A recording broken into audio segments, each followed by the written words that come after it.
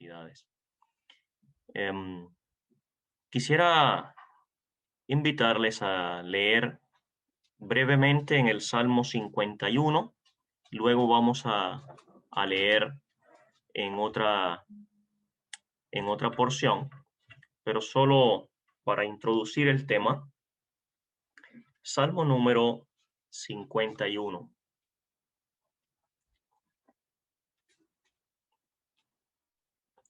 Dice el Salmo al músico principal, Salmo de David, cuando después que se llegó a Betsabé, vino a él Natán el profeta. Ten piedad de mí, oh Dios, conforme a tu misericordia, conforme a la multitud de tus piedades, borra mis rebeliones. Lávame más y más de mi maldad y límpiame de mi pecado, porque yo reconozco mis rebeliones y mi pecado está siempre delante de mí. Contra ti solo he pecado y he hecho lo malo delante de tus ojos. Muy bien, solo a modo de introducción. Podemos entender brevemente leyendo estos versículos de qué trata, cuál es el tema acá que se está abordando. Y el tema es el pecado. El tema es el pecado. Y particularmente en el caso de David, tiene que ver con aquel pecado que ocurrió en el segundo libro de Samuel, el capítulo 11. Y se inicia este salmo llevándonos la atención a aquel momento. Dios no esconde nada en su palabra.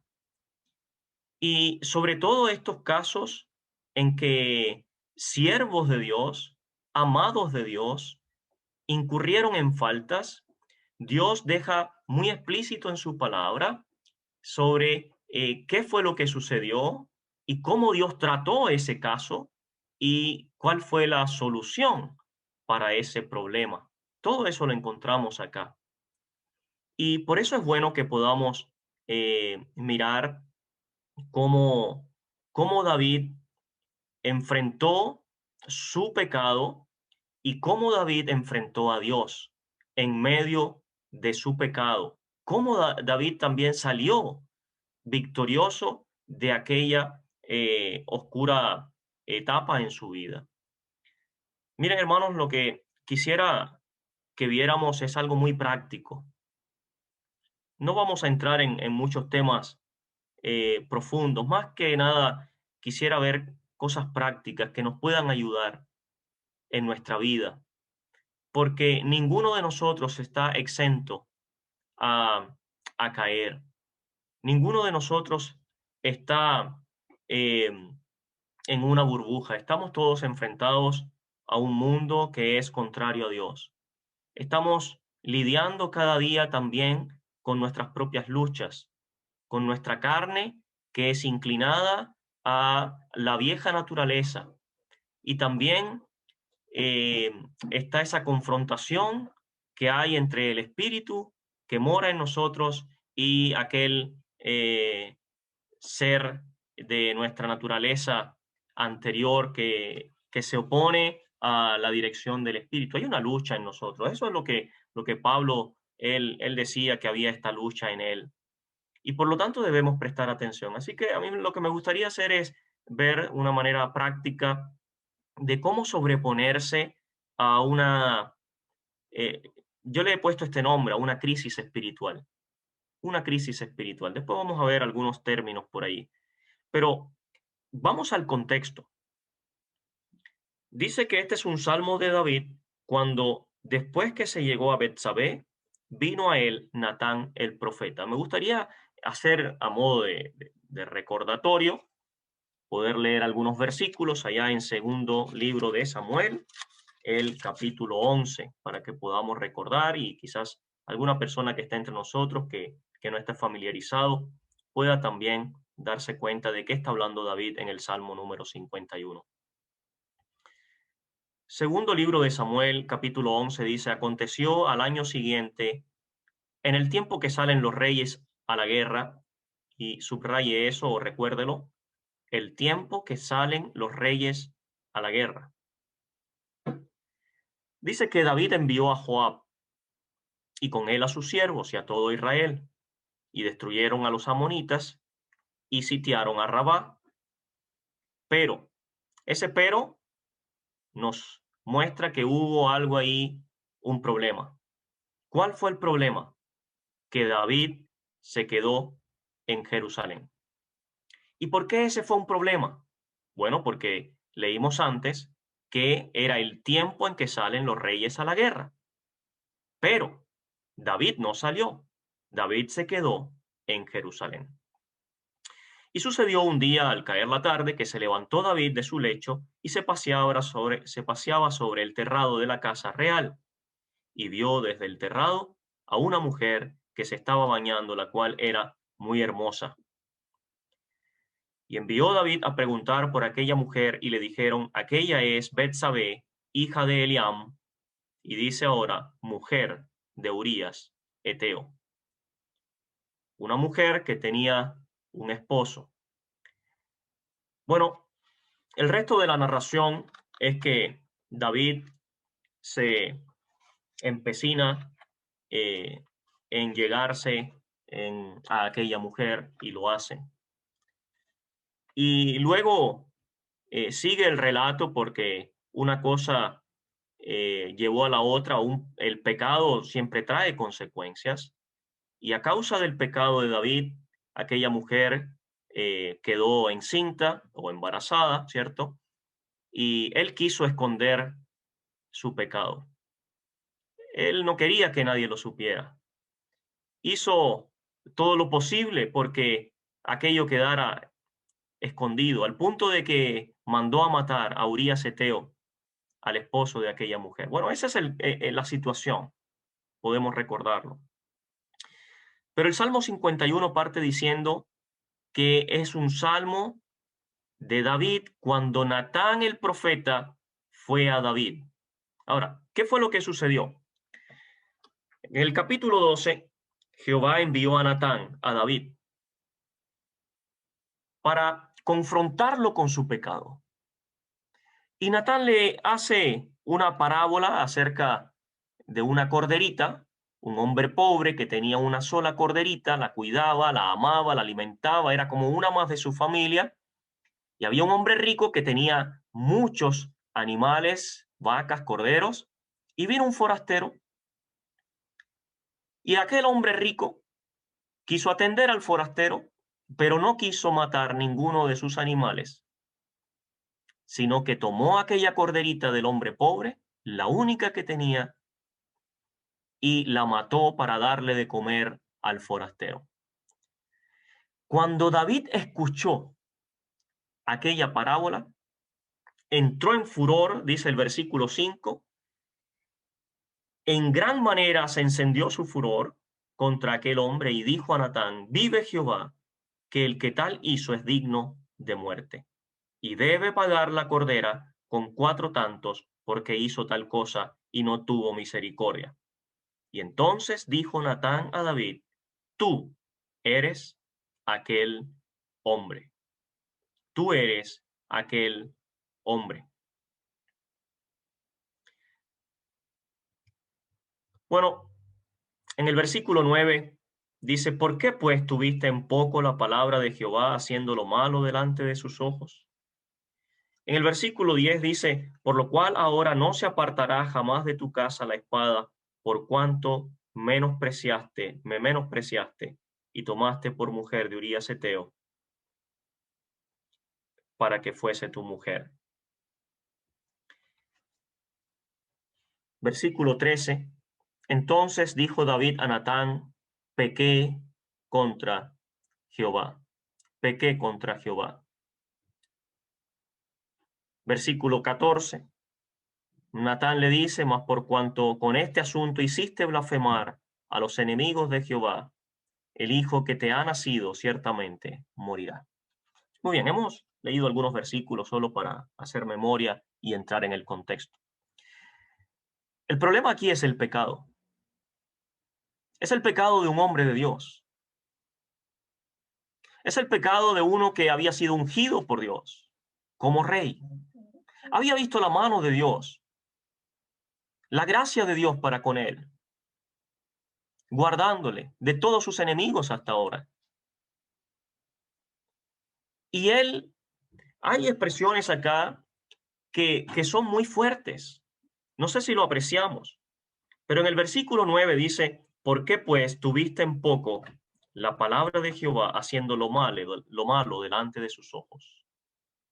Queridos hermanos y hermanas, aquí lo que vemos es una raíz del pecado. Y es importante que lo entendamos para que no caigamos allí. Una de las consecuencias, o sea, uno de los motivos por los cuales David cayó en pecado fue, ya lo leímos en el capítulo 11, porque en el tiempo en que salen los reyes a la guerra, él no salió, se quedó en Jerusalén. Pero aquí tenemos algo mucho más preocupante. Dice que tuviste en poco la palabra de Jehová haciendo lo malo delante de sus ojos. Hay un problema acá. Y el problema es que se tiene en poco la palabra del Señor. Y como se tiene en poco la palabra del Señor, entonces pareciera que pareciera poca cosa hacer pecado delante de los ojos de Dios. Cuando la palabra de Dios no nos afecta, cuando la tenemos en poco, el pecado parece cosa liviana. Y lo hacemos delante de los ojos de Dios y pensamos que es cosa liviana. Por lo tanto, la primera amonestación que encontramos acá es que tenemos que amar la palabra de Dios, desear la palabra de Dios, acudir constantemente a la palabra de Dios. Pero escuche bien, obedecer la palabra de Dios. Hermanos, a veces tenemos mucha exhortación, a veces tenemos muchas reuniones. Pareciera que hoy, ¿verdad? Hoy más que nunca tenemos más reuniones. Pasamos de una a otra. Pero mire, nada de eso nos va a servir si no somos obedientes a la palabra de Dios. Necesitamos ser consecuentes con lo que Dios nos está mostrando. Entonces tenemos acá este primer problema, o segundo problema, si tomamos en cuenta el primero allá en el capítulo 1 del versículo 1 del capítulo 11. Pero acá dice, tuviste en poco la palabra de Jehová, haciendo lo malo delante de sus ojos. El segundo problema está en el versículo 10. Dice, por cuanto me menospreciaste. Por cuanto me menospreciaste. Eso yo lo tengo subrayado en mi Biblia. Tengo subrayado el versículo 9 donde dice, tuviste en poco la palabra de Jehová. Esto me tiene que afectar. Y en el versículo 10 tengo subrayado, por cuanto me menospreciaste. Y eso tiene que marcar mi vida. Y menospreciar es darle un valor inferior a algo que es sublime. Dios. Dios es aquel que no tenemos cómo cuantificar en la medida, en su altura, profundidad, amplitud, anchura. Y nosotros muchas veces menospreciamos, le damos un valor más bajo a lo que Dios es. Por eso la advertencia, dice el Señor, y podemos notar acá el corazón de Dios. Podemos ver el dolor del corazón de Dios cuando un siervo suyo, cuando un hijo suyo le menosprecia. Son palabras del corazón de Dios. Él dice, me menospreciaste. Pero aún más, en el versículo 14, dice, con este asunto hiciste blasfemar a los enemigos de Jehová. Mire, hay un problema acá que es íntimo con Dios. El problema del pecado en el creyente, hay un problema que en una ruptura en la intimidad con Dios. Pero hay un problema que también trasciende la relación con Dios y es cuando damos un mal testimonio y damos al mundo ocasión para blasfemar contra Dios. Dice, con este asunto hiciste blasfemar a los enemigos de Jehová. Mire, hermanos y hermanas, las consecuencias terribles del pecado. Ahora, yo quisiera que vayamos al Salmo 51 para que veamos aspectos prácticos sobre cómo podemos sobreponernos a, al pecado. ¿Cómo podemos sobreponernos a esto? Porque David nos da una tremenda enseñanza en este Salmo número 51. Muy bien, tenemos el contexto entonces. Salmo de David, cuando después que se llegó a Betsabé, vino a él Natán el profeta. Muy bien, hay algunos principios o algunos conceptos que quisiera compartir con ustedes. Eh, Quizás no son conceptos o términos bíblicos, pero es para que podamos recordarlo, para que podamos entenderlo. El primer concepto que quiero que entendamos es algo que podemos llamar una licencia espiritual. Una licencia espiritual. Sabemos lo que es una licencia, ¿verdad? En medical leave. Es cuando se nos da un permiso para no ejercer las labores que normalmente hacemos. Y podemos pensar en el caso de David en algunas licencias espirituales que se dio él. La primera licencia que encuentro acá es debilidad en el servicio. David no fue a la guerra. En el tiempo en que los reyes iban a la guerra, él no fue a la guerra. Podemos ver acá una debilidad en el servicio. Hermanos, apliquémoslo a nosotros. Otra licencia, dejar de congregarse. David no estaba junto al resto de los soldados, junto al resto del ejército, no estaba en la congregación. Y otra licencia que podemos ver es dejar de tener comunión con Dios. Y esto es grave, porque podemos pensar en este término de la licencia, donde se nos da un permiso para dejar de hacer lo que habitualmente hacemos. Y es algo que debe marcar nuestra vida, la comunión en la intimidad con Dios. Y hay veces que nos damos esas licencias y perdemos ese tiempo en oración, ese tiempo en la lectura bíblica, ese tiempo en la adoración a Dios. Y lo vamos dejando y postergando porque hay cosas más importantes que hacer. Y nos damos licencias. Hermanos, las licencias espirituales son un peligro. Es cuando nos damos esos permisos, debilidad en el servicio, no ejercitar los dones que tenemos, que el Espíritu Santo nos ha dado, dejar de congregarnos, no asistir a las reuniones, no asistir para llenarnos de la palabra de Dios, para tener comunión con los santos. Y tampoco tener comunión con Dios. Dejar de tener esa intimidad con Dios. Mira el peligro. Y esto sucumbió a David. Ahora, estas licencias espirituales dan lugar al pecado. Dan lugar al pecado.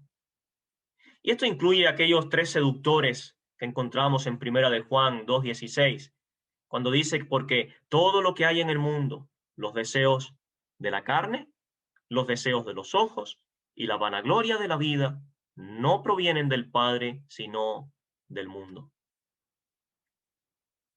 Y entonces dan lugar al pecado y el pecado da lugar, bueno, en términos del apóstol Santiago, da lugar la muerte. Pero aquí lo que podemos darnos cuenta es que da lugar a esta separación con Dios, a esta ruptura de la comunión con Dios.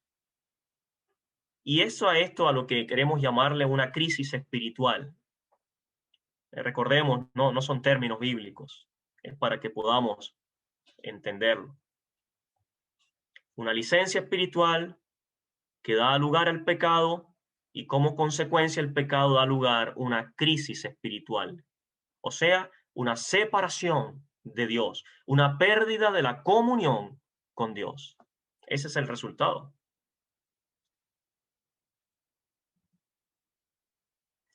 Qué tremendo. Podemos notar el dolor de David en el Salmo 51. Versículo 1 dice, ten piedad de mí, oh Dios, conforme a tu misericordia, conforme a la multitud de tus piedades, borra mis rebeliones. Él está en una profunda crisis. Él está viviendo un periodo en su vida de creyente, un periodo oscuro. El apóstol Santiago habla de la concupiscencia, allá en Santiago 1:13. La concupiscencia es ese apetito desordenado de placeres deshonestos. En otras palabras, es desear lo que no deberíamos. Y Santiago dice, cuando alguno es tentado, no diga que es tentado de parte de Dios, porque Dios no puede ser tentado por el mal, ni él tienta a nadie, sino que cada uno es tentado cuando de su propia concupiscencia, ¿lo ve? De sus propios apetitos desenfrenados por desear lo que no debería, de su propia concupiscencia es atraído y seducido. Entonces la concupiscencia, después que ha concebido, da a luz el pecado, y el pecado siendo consumado da a luz la muerte. Y esa muerte es lo que estamos viendo como esa separación de la comunión con Dios. Es esa crisis espiritual. Ahora, esto es lo preocupante. ¿Quién puede tener una crisis espiritual? Y esto es la advertencia para todos nosotros. Pablo le dice a los corintios, así que el que piensa estar firme, mire que no caiga. Cuando dice mire que no caiga es observe sus pasos, tenga el cuidado, la precaución. O sea, cualquiera que piense que está bien espiritualmente, que está bien y que no le va a pasar nada, mejor mire bien el camino porque podríamos tropezar. Y por eso es importante acudir a ver el ejemplo que Dios nos deja en la vida de David y en otros hombres de Dios también que tenemos en la Biblia. Ahora, vamos a ver algunos aspectos prácticos, como decía. Vamos a separar el Salmo por bloques de versículos. El primer bloque lo encontramos desde el versículo 1 hasta el versículo 5, y ahí nos preguntamos cómo se puede salir de este periodo de, de separación, este periodo de pérdida de comunión con Dios, este periodo de crisis espiritual. ¿Cómo podemos salir? ¿Cómo puedo hacerlo yo si estoy en medio de, de un problema a causa del pecado? Querido hermano, hermana, ¿estás tú en medio de un problema a causa de tus pecados? ¿A causa de algún pecado en particular? ¿Estás atravesando un momento oscuro en tu vida? Bueno, lo primero que nos enseña David es la confesión. La confesión. Del versículo 1 al versículo 5 dice, ten piedad de mí, oh Dios, conforme a tu misericordia, conforme a la multitud de tus piedades, borra mis rebeliones. Lávame más y más de mi maldad y límpiame de mi pecado. Él reconoce sus pecados. Él reconoce sus rebeliones. Dice el versículo 3, porque yo reconozco mis rebeliones y mi pecado está siempre delante de mí. Contra ti, contra ti solo he pecado y he hecho lo malo delante de tus ojos, para que seas reconocido justo en tu palabra y tenido por puro en tu juicio. He aquí, en maldad he sido formado y en pecado me concibió mi madre. ¿Sabe lo que tenemos acá en primer lugar? La confesión. Hermanos, la confesión de nuestros pecados debe ser cuanto antes. No podemos dejar pasar el tiempo. Cuando dejamos pasar el tiempo, estamos menospreciando al Señor. No estamos tomando en cuenta su palabra. Estamos dando lugar para que el mundo hable mal de nuestro Dios. Estamos testificando mal. Por lo tanto, el primer paso es la confesión. Y notemos que en cuanto Natán le hizo ver a David la gran maldad que había hecho, él se quebró delante de Dios y él reconoció. Él dijo, pequé contra Jehová. Cuando él vio, cuando él entendió su pecado, ¿qué fue lo primero que hizo? Él dijo, pequé contra Jehová. Él reconoció su pecado. Esto es una gran enseñanza. Muchas veces apuntamos contra David y atacamos. ¿Cómo es posible que David haya caído en eso? Pero mire, aprendamos ahora lo primero que hizo David. Pequé contra el Señor. He pecado contra mi Dios. Hermanos, necesitamos venir en confesión delante de Dios. Mire, cuando uno ha pecado, siempre busca culpables. Hermanos, nos hemos dado cuenta que, usted se ha dado cuenta que uno nunca tiene la culpa, ¿verdad? Uno dice, no, es que los hermanos no me llaman, es que nadie me toma en cuenta, no hay amor, no hay buena enseñanza en esta iglesia, y siempre le echamos la culpa a otros.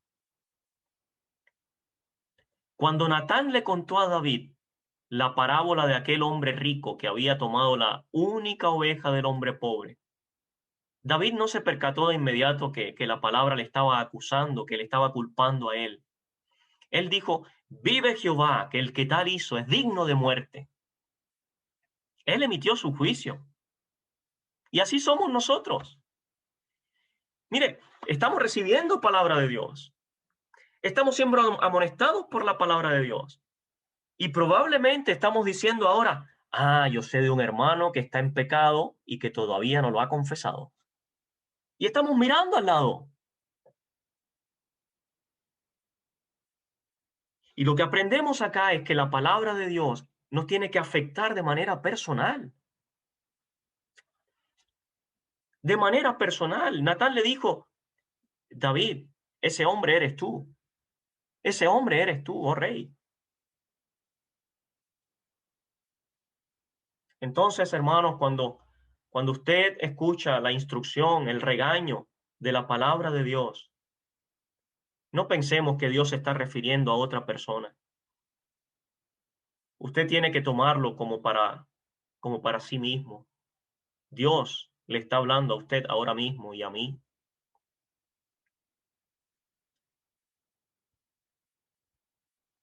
Dios lo que quiere es que ahora mismo cada uno de nosotros se mire a sí mismo y miremos las licencias espirituales que nos estamos dando, que nos percatemos de los deseos que nos están seduciendo.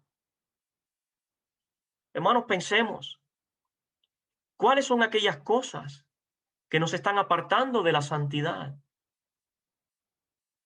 Que están minando nuestra vida, nuestro crecimiento espiritual, nuestra comunión con Dios, que está siendo afectada. ¿Qué es lo que está afectando? Y vengamos en confesión delante de Dios.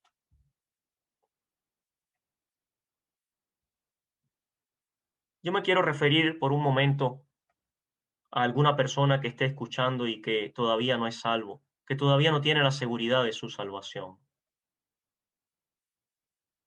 Mire, hay, hay una postura en el ser humano que cuando escucha el evangelio, cuando escucha que es un pecador, que necesita ser limpiado, que necesita ser lavado en la sangre de Cristo, y esa persona se escuda, y esa persona se defiende y dice, bueno, puede que yo sea pecador, pero no como aquellos, no como esos asesinos, no como aquellos que están haciendo tal cosa. Yo soy una persona buena. Yo hago bien a los demás. Y entonces hay un alto concepto. Le queremos decir de corazón, no menosprecie a Dios. No tenga en poco la palabra de Dios. Mire, Dios dice en su palabra, por cuanto todos pecaron, están destituidos de la gloria de Dios. Esa es la realidad. Todos pecadores delante de Dios. Pero la maravillosa noticia es que Dios envió a su Hijo al mundo para que todo aquel que en él cree no se pierda, mas tenga vida eterna. Y usted hoy, si viene delante de Dios y confiesa que es pecador, usted puede hacerlo con sus palabras. No deje pasar más el tiempo. Confiese que es pecador, que está perdido y reciba a Cristo como Señor y Salvador. No piense más que es para otro. El Evangelio es para usted. La buena noticia que en Cristo hay salvación es para usted. Así que lo tenemos acá. David viene en confesión. Ahora, voy a ir un poquito más rápido. La confesión implica a lo menos algunos pasos acá, algunas cosas importantes que tenemos que prestar atención. En el versículo 4 leemos, al final del versículo 4, para que seas reconocido justo en tu palabra, para que seas reconocido justo en tu palabra. Y esta es una de las cosas que es importante tener en cuenta para la confesión, que nosotros tenemos que volver a la palabra de Dios. Es la palabra de Dios la que nos va a decir a nosotros, estás mal. Por supuesto, el creyente tiene el Espíritu Santo. El Espíritu Santo nos hace recordar la palabra de Dios, nos lleva en toda verdad. Esa palabra de Dios que hemos escuchado, que hemos recibido, el Espíritu Santo la aplica en nuestra conciencia, en nuestro corazón, y en el momento necesario nos hace ver, estás mal, estás errando al blanco, has pecado contra Dios. Y por lo tanto, vemos la necesidad de venir en confesión delante de Él. Por lo tanto, el primer encuentro es con la palabra de Dios.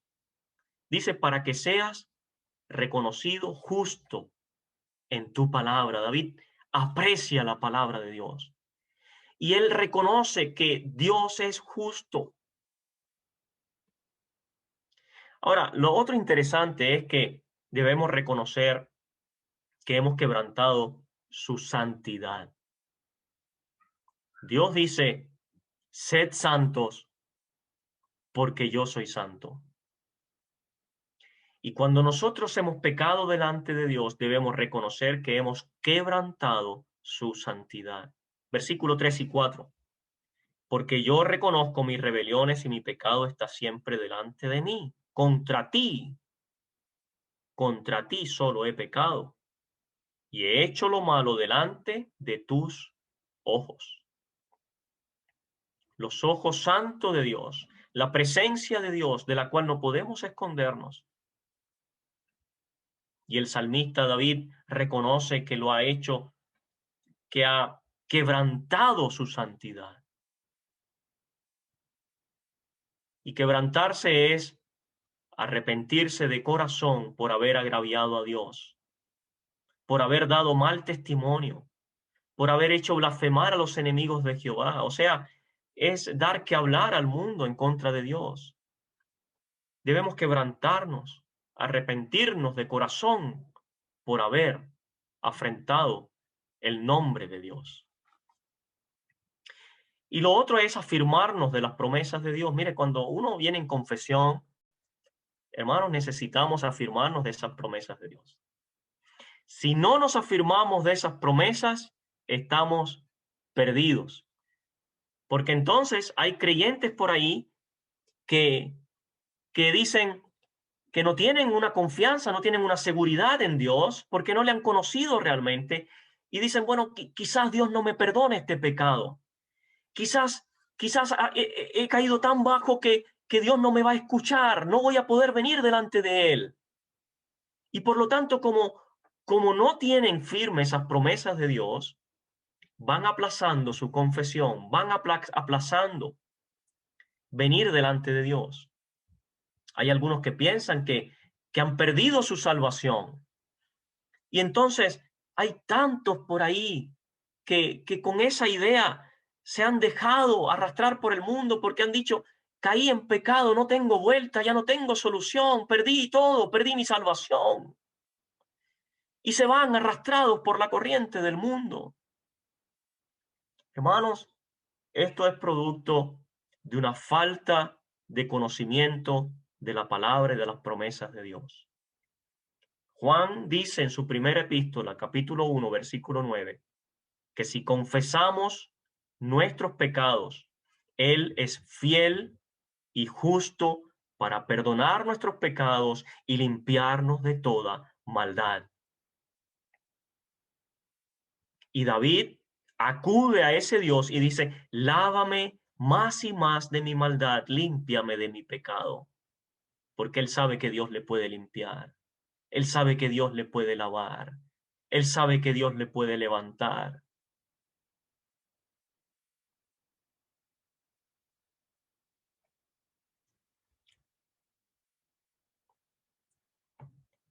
Hay otra cosa que duele en cuanto a la confesión, y es aceptar la justicia de Dios. Dios es justo.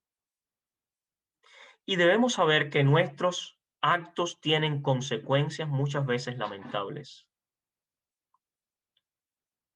En el caso de David, Dios había sentenciado a David por medio del profeta que el hijo resultante de aquel pecado iba a morir. Y así fue, así fue. A pesar que David ayunó y estuvo 7 días postrado en tierra, intercediendo por el niño para que no muriera, pero aún así Dios determinó la muerte del niño. Hermanos, las consecuencias de nuestros pecados están a la vista, pero aún así Dios es justo. Y David lo reconoce en el versículo 4.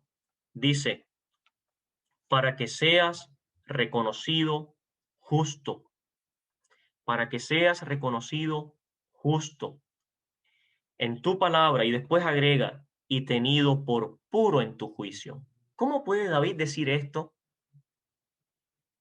Después que vio cómo aquel bebé, él podría haber dicho, el niño no tiene la culpa. ¿Cómo Dios haces esto tú? Y haber cuestionado la justicia de Dios, haber cuestionado los juicios de Dios. Pero David, en cambio, dice, para que sea reconocido por justo y tenido por puro en tu juicio. Él reconoce que Dios es justo, que Dios es puro. Y lo otro que debemos hacer es recordar el amor de Dios y sus bondades. Mire, hermano y hermana, cuando nosotros recordamos cuánto bien me ha hecho el Señor hasta hoy y de cuántas cosas me ha librado por medio del amor de su Hijo, entonces nosotros somos animados por ese amor de Dios, animados a venir delante de Él. El amor de Dios es algo que nos impulsa. El mismo apóstol Pablo dice que el amor de Cristo nos constriñe, nos impulsa a acercarnos a Él, a volvernos a Él. Y el salmista puede decir en el versículo 1, conforme a tu misericordia, conforme a la multitud de tus piedades. Él trae a su memoria cuán bueno ha sido Dios, cuán bueno es Dios. ¿Cómo no voy a venir delante de Él si sé que Él ha derramado su amor en la persona de su Hijo en Cristo, que murió por mí, se entregó a la muerte por amor a mí? Qué maravilla el amor de Dios que nos mueve a acercarnos a Él. Ahora, vamos al segundo bloque.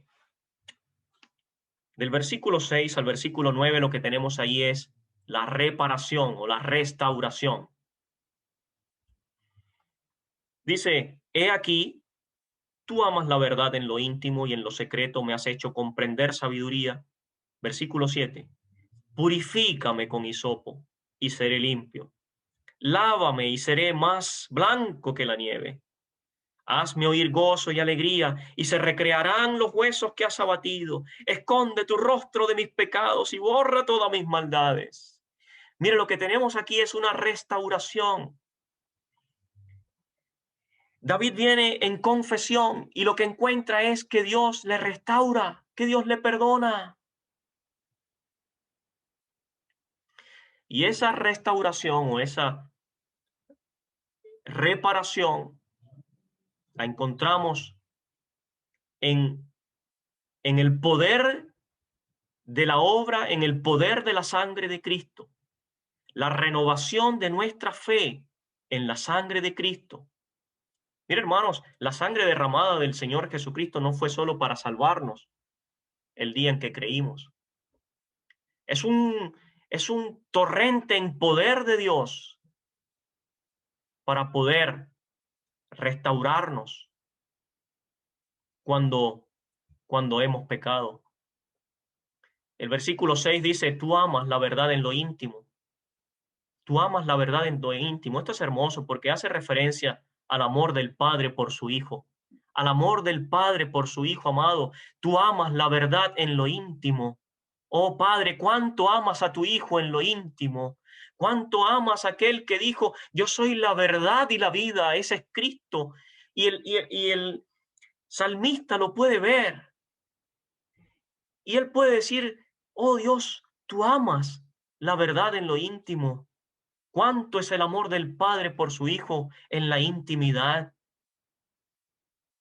El Señor Jesucristo es la verdad. Y por medio de Él es que Dios nos renueva y pasa por alto, o más bien perdona nuestros pecados. El apóstol Juan lo dice en su primera carta, la sangre de Jesucristo su Hijo nos limpia de todo pecado. Entonces, esa reparación, esa restauración viene por medio de la sangre de Cristo derramada en el Calvario. La sangre de Jesucristo, tu Hijo, nos limpia de todo pecado. En el Evangelio de Juan también dice el apóstol en el capítulo 8, versículo 32, él dice, y conoceréis la verdad, y la verdad os hará libres. El Señor Jesús es quien nos libra de la culpa del pecado. Él nos libra de las culpas del pecado. Hermano, qué hermoso es saber que tenemos provisión de parte de Dios en su Hijo. Ahora, tenemos otro bloque acá del versículo 10 al versículo 12. Bueno, antes de eso quisiera hablar que también hay otro aspecto, lo voy a mencionar solamente, hay otro aspecto de la restauración, está en el versículo 7 y tiene que ver con la limpieza de nuestra conciencia, ¿no? En Hebreos 10:9 dice, así que hermanos, teniendo libertad para entrar en el lugar santísimo por la sangre de Jesucristo, por el camino nuevo y vivo que Él nos abrió a través del velo, esto es de su sangre, y teniendo un gran sumo sacerdote sobre la casa de Dios, dice, acerquémonos pues con corazón sincero, en plena certidumbre de fe, y ahora agrega, purificados los corazones de mala conciencia y lavados los cuerpos con agua pura. Entonces, en la restauración encontramos esto que Dios hace, que es maravilloso, que es la limpieza de nuestra conciencia. Eso significa que no tenemos que remordernos más por lo que hicimos, siendo que Dios ya lo perdonó. Y lo otro hermoso es la recuperación del gozo y la alegría de ser hijos de Dios. Eso está en el versículo 8. Dice, hazme oír gozo y alegría y se recrearán mis huesos. Ese es recuperar la paz de Dios. Eh, el apóstol Pablo le dice a los filipenses, por nada estéis afanosos, sino sean conocidas vuestras peticiones delante de Dios en toda oración y ruego con acción de gracias. Y agrega, y la paz de Dios, que sobrepasa todo entendimiento, guardará vuestros corazones y vuestros pensamientos en Cristo Jesús. Entonces, Dios desea que recuperemos el gozo, ese gozo de saber que somos salvos, que somos hijos de Dios, que estamos en las manos del Padre, ese gozo de saber, el gozo de la salvación. Eh, Todo eso va de la mano con la restauración. Eso es una obra de Dios maravillosa. Nosotros venimos en confesión y Dios, por medio de su gracia y su misericordia, en Cristo nos restaura. Ahora, como decía, hay otro bloque que está del versículo 10 al versículo 12, y esto es algo importante. Ahí lo que tenemos es el abandono de aquello que nos causó una crisis espiritual. Como hemos dicho, Dios ha hecho la maravilla de perdonarnos, de limpiarnos, de restaurarnos, y ahora se nos muestra acá esa necesidad de abandonar el pecado, que no perseveremos en él. Y para eso Dios nos ha dado su Espíritu Santo. El Espíritu Santo que había sido apagado en nuestro interior o entristecido, por decirlo así, entristecido, a causa de nuestro pecado. Entonces, ahora el Espíritu Santo nos ayuda para poder abandonar aquello. Pablo le dice a Timoteo, por lo cual te aconsejo que avives el fuego del don de Dios que está en ti. Entonces, notemos que cuando contristamos al Espíritu Santo, perdemos el gozo de la salvación.